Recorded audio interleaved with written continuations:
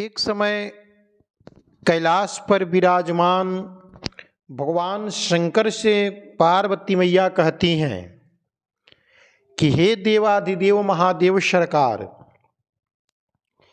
हे जगत के पति शंकर, प्रभास क्षेत्र में स्थित ब्रह्मा जी की प्रिय जो सावित्री देवी हैं, उनका चरित्र आप मुझसे कहिए। हे नाथ, जिस व्रत को करने से स्त्रियां सौभाग्य को प्राप्त करती हैं तथा उनके मांगलिक अभ्युदय प्राप्त होती हैं तथा वह व्रत पतिव्रत को देने वाला हो, ऐसे सावित्री व्रत को हमें बतावें। ईश्वर उवाच कथ्यामि महादेवीं सावित्र्यां चरितं महत।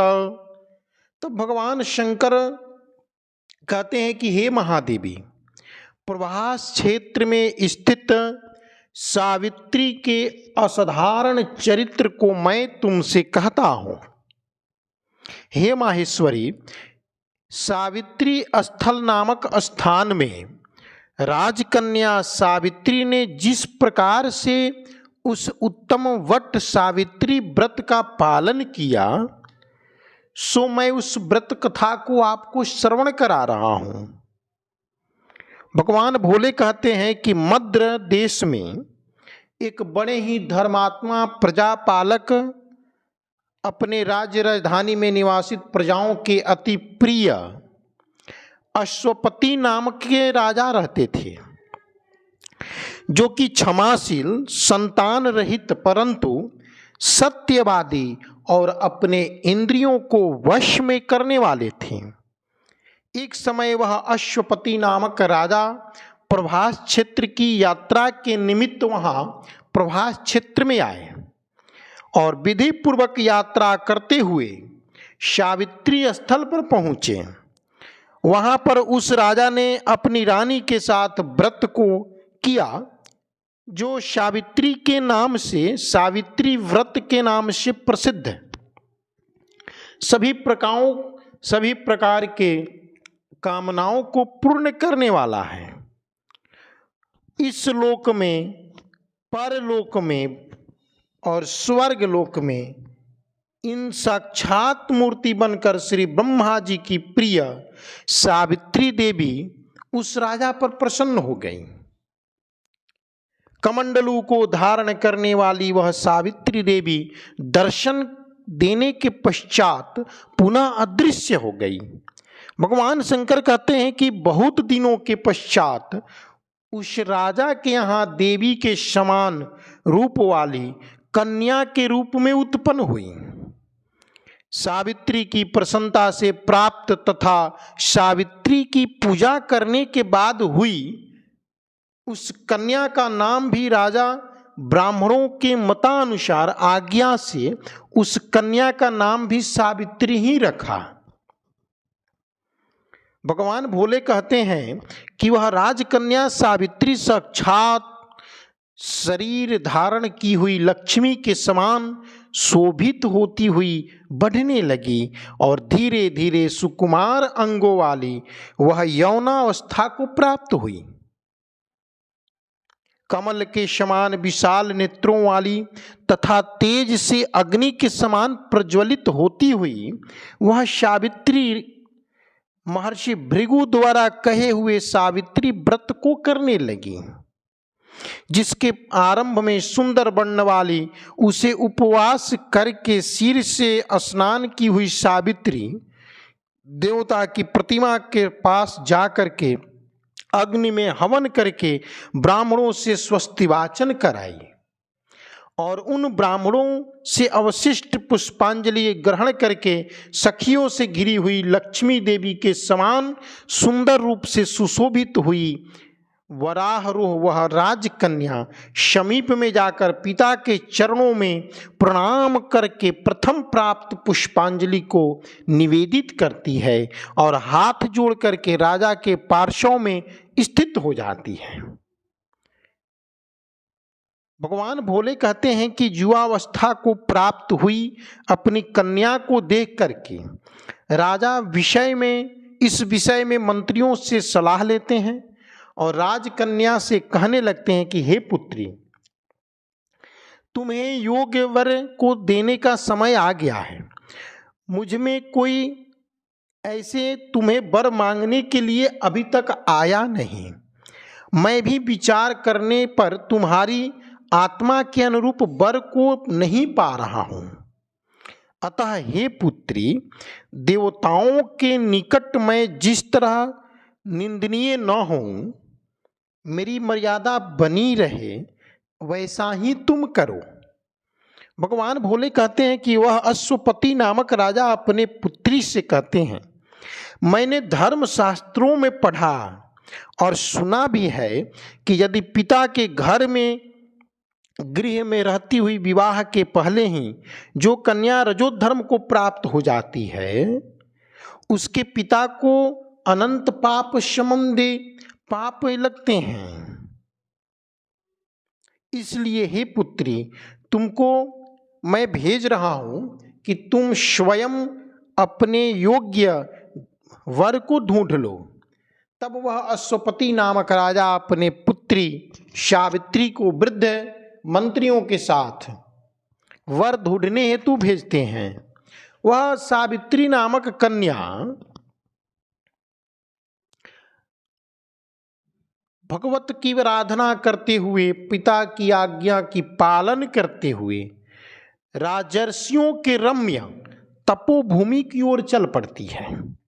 वहां पहुंचकर माननीय वृद्धजनों को प्रणाम कर सभी तीर्थों आश्रमों में जाकर के पुनः मंत्रियों के साथ सावित्री अपने गृह में आ गई। जब सावित्री अपने घर आती है, तत्क्षण उसी समय देव ऋषि नारद जी अश्वपति के राज दरबार में पधारे हुए थे और राज दरबार में बैठे थे। देव ऋषि नारद को देख करके सावित्री साष्टांग प्रणाम करती है, चरण वंदन करती है और पिता के पूछने पर अपनी मुस्कुराती हुई जिस कार्य के लिए तपोभूमि के तरफ गई थी, वह सभी कथा विस्तार पूर्वक कहने लगती हैं। सावित्री उवाच, सावित्री कहती है, आसीत् छलेषु धर्मात्मा क्षत्रियः पृथ्वीपतिः द्युमत्सेन इति ख्यातो देवादंधो बभूवशः। हे पिता, सावित्री बोली कि हे देवर्षि नारद जी, सालों देश में धर्मात्मा द्युमत्सेन नाम से एक विख्यात क्षत्रिय राजा हैं जो दैववश अंधे हो गए हैं। उस समय उनको छोटा सा एक बालक और उसकी माँ भी थी। ऐसे में अवसर को जान करके उनका पूर्व बैरी रुक्मक नामक राजा उनके राज्य में आक्रमण करके सामंत राजा ने उनकी राज्य को छीन लिया।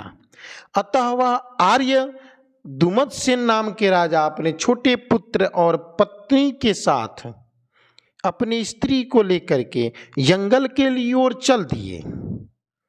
उनका वह पुत्र वन में ही बड़ा होकर के परम धार्मिक, सत्य बोलने वाला, अतः अपने अनुरूप पति समझकर मैंने उसे मन में वरण कर लिया है।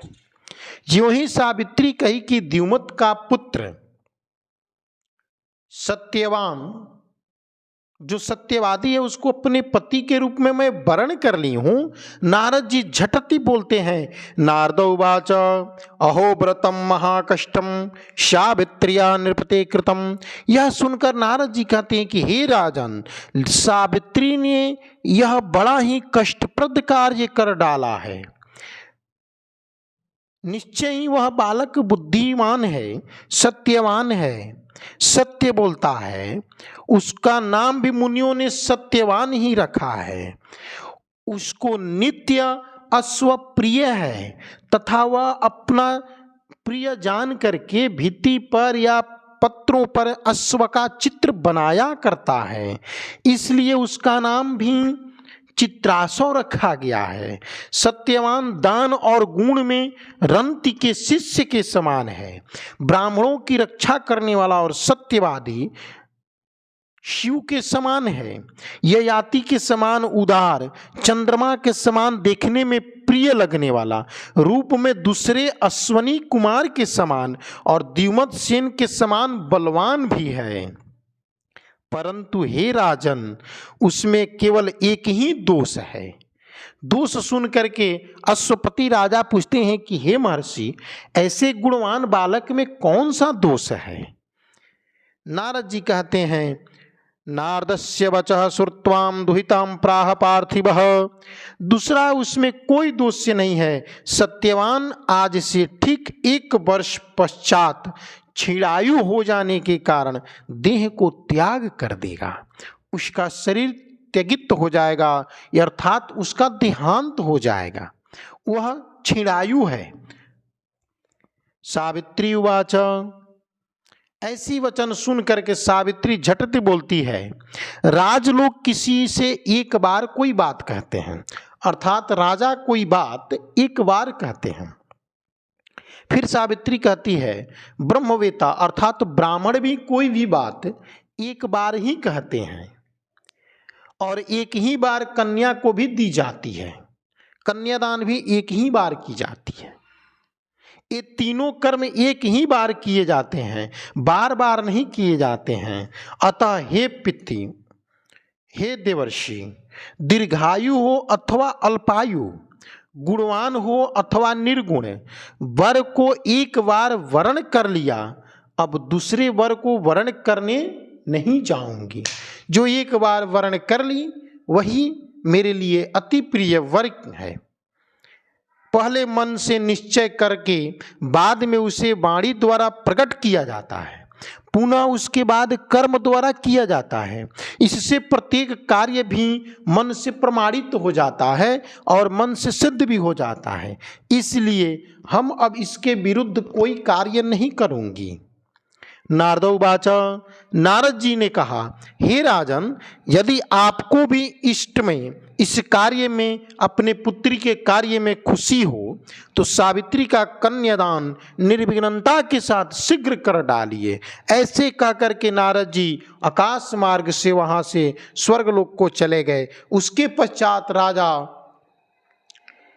उस सत्यवान बालक के साथ, चित्रासव के साथ, जिसका नाम चित्रासव भी था, मुहूर्त निकाल करके सही समय सही लग्न में देवताओं के समीप अपनी कन्या की दान कर दिए, कन्यादान करते हैं।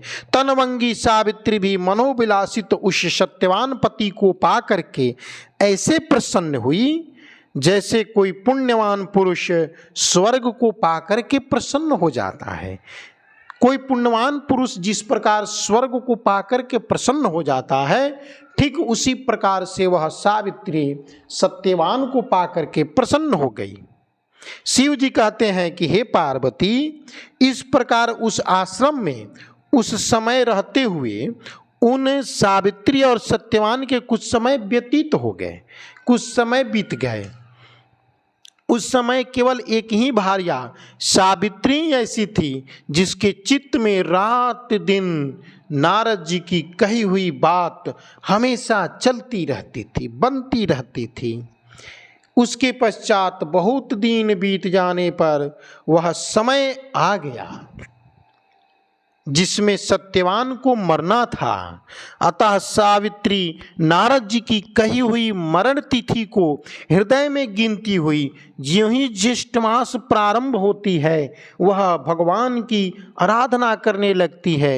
निराहार रहते हुए 3 दिनों तक निराहार रहते हुए भगवत की प्रार्थना करती है और सावित्री देव स्नान आदि करके देवताओं की तर्पण करने के पश्चात चारुहासिनी सावित्री ने सास ससुर का पाद वंदन किया। इसके पश्चात जब कुल्हाड़ी लेकर सत्यवान जंगल की ओर चल पड़ा, तब वो जंगल के तरफ जाते देख करके सावित्री भी अपने पति के पीछे पीछे जंगल के तरफ चल देती है। वन में पहुंचकर सत्यवान जल्दी से फल, पुष्प, समिधा, कुशा आदि सूखी लकड़ियों को इकट्ठा करने ले जाने योग्य बनाने लगा। हरि की इच्छा ऐसी हुई, उसी समय सत्यवान के सिर में अत्यंत वेदना होने लगी, दर्द होने लगी। दर्द से कराहता हुआ अपने कार्य को छोड़ करके सत्यवान कहते हैं कि हे प्रिय, मेरे सिर में अत्यंत वेदना हो रही है। मैं चाह रहा हूं कि आपके समीप बैठ करके, आपके गोद में क्षण भर सो करके कुछ आराम को प्राप्त करूं, पुनः अपनी कार्य को करूंगा। सावित्री कहती हैं, सावित्री ने दुखिता होकर कहा, हे महाबाहो, आप विश्राम करें, पीछे हम सब सारे श्रम को दूर करने वाले कार्य कर लेंगे, पुनः अपने आश्रम पर चल पड़ेंगे।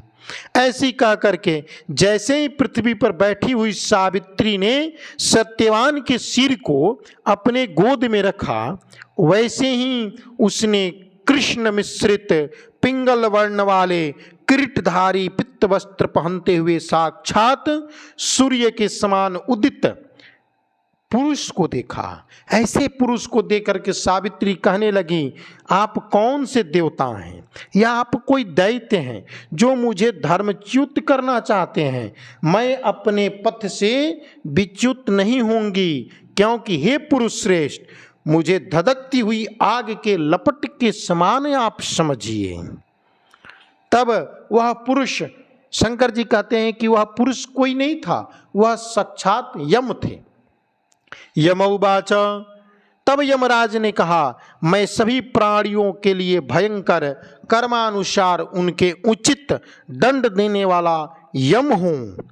सो हे पतिव्रता सावित्री, समीप में पड़े हुए तुम्हारे इस पति की आयु समाप्त हो गई है, इसे यमदूत पकड़कर नहीं ले जा सकते हैं, क्योंकि यह बहुत सत्यवादी हैं, इसलिए मैं स्वयं इन्हें ले जाने के लिए आया हूँ।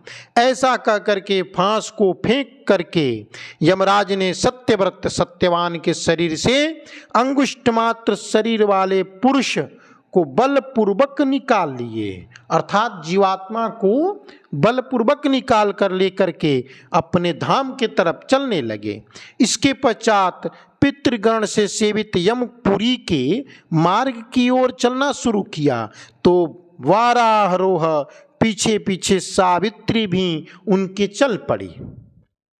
यम ने पतिव्रता होने के नाते चलने में धधकती हुई उस सावित्री से कहा कि हे सावित्री, एक मुहूर्त हुआ तुम यहाँ तक मेरे साथ ही आ गई, अब लौट जाओ। हे विशाल नेत्रों वाली, कोई भी जीव बिना आयु पुण्य किए हुए इस यमपुरी के मार्ग पर नहीं आ सकता है। सावित्री उवाच, सावित्री ने कहा, न श्रमो न मे ग्लानि कदाचित जायते। आपके जैसे विशिष्ट पुरुष के साथ पति का अनुगमन करती हुई मुझे किसी प्रकार की शर्म और ग्लानि नहीं हो सकती है। सज्जनों की गति, सावित्री कहती है, सताम संतो गति स्त्रीणाम भरताम सदा गति। सज्जनों की गति यानी सहारा, सज्जनों की एकमात्र सहारा सज्जन ही होते हैं। ठीक उसी प्रकार स्त्रियों की सहारा उसके पति होते हैं। वर्णाश्रमों के यानी सहारे वेद और शिष्यों के सहारा गुरु होते हैं, इनके अलावा कोई नहीं होता है। इस पृथ्वी में सब प्राणियों के लिए स्थान है, किंतु स्त्रियों के लिए एकमात्र स्थान पति है, इसके अलावे कोई स्थान और सहारे नहीं होते हैं। इस प्रकार से धर्म तथा अर्थ से भरे हुए सुंदर मधुर वाक्यों से मंत्रमुग्ध होते हुए सूर्य पुत्र यमराज प्रसन्न होकर के सावित्री से कहते हैं कि हे सावित्री, मैं तुम पर बहुत प्रसन्न हूं, तुम वर मांगो। यमराज ने कहा कि हे भामिनी, मैं तुमसे बहुत प्रसन्न हूं, तुम वर मांगो। ऐसी बात को सुन करके सावित्री कहती हैं, विनय से सिर झुका करके कहती हैं, राज्य पाने का वर मांगा। सबसे पहले अपने राज्य जो उनकी नष्ट हो गई थी उस राज्य को पाने का वर मांगा, पुनः अपने सास और ससुर की दीर्घायु तथा ससुर की नेत्रों में तेज मांगा, पुनः अपने पति की पुनर्जीवन दान एवं निरंतर धर्म की सिद्धि प्राप्त करने का वरदान मांगा। इस प्रकार वर मांगने पर धर्मराज ने उसे अभीष्ट वर प्रदान कर वापस कर दिया। उसके बाद सावित्री पति का जीवन प्राप्त कर प्रसन्न चित्त होती हुई अपने पति सत्यवान के साथ शांति से अपने आश्रम को चली गई और पुनः ज्येष्ठ मास के दिन इस सावित्री व्रत को की, जिसके प्रभाव से राजा को पुनः नेत्र की प्राप्ति हुई, उसके निष्कंटक दुख समाप्त हो गए, उनके राज्य की प्राप्ति हुई। सावित्री के पिता को 100 पुत्र और सावित्री को भी पुत्रों की प्राप्ति हुई। इस प्रकार से सावित्री व्रत के संपूर्ण महात्म को शंकर जी ने पार्वती जी से सुनाया। शंकर जी कहते हैं कि हे पार्वती, सावित्री द्वारा किया हुआ वह महान व्रत बहुत ही पुण्यदायिनी और सौभाग्य को देने वाला है। यह ज्येष्ठ मास की विधान है, जिसको विधि पूर्वक जो स्त्रियां करती हैं उन्हें सुख शांति की प्राप्ति होती है और विधि पूर्वक करने से सौभाग्य की प्राप्ति होती है। ध्यान रहे, सावित्री व्रत को करने के समय में खट्टा मीठा पदार्थ का भी भोजन नहीं करना चाहिए। असत्य न बोलें, मिथ्या न बोलें, दूसरे के दिया हुआ अन्न को न खाएं, ब्राह्मण को विधि पूर्वक, द्विज दंपत्ति को विधि पूर्वक वस्त्र आदि से आच्छादित करते हुए मधुर भोजन करावें, शक्कर युक्त भोजन करावें, पूप की यानी पुआ की भोजन करावें, जिससे सौभाग्य की प्राप्ति होती है। शंकर जी ने कहा कि हे पार्वती, इस व्रत को जो स्त्रियां करती हैं वह इस जीवन में सुख सुविधाओं से ऐश्वर्जित होकर के सौभाग्य को प्राप्त करती हैं और उनके परिवार में सदा मंगल ही मंगल रहता है, सदा सत्संस्कारों की मांगलिक अभ्युदय होती है।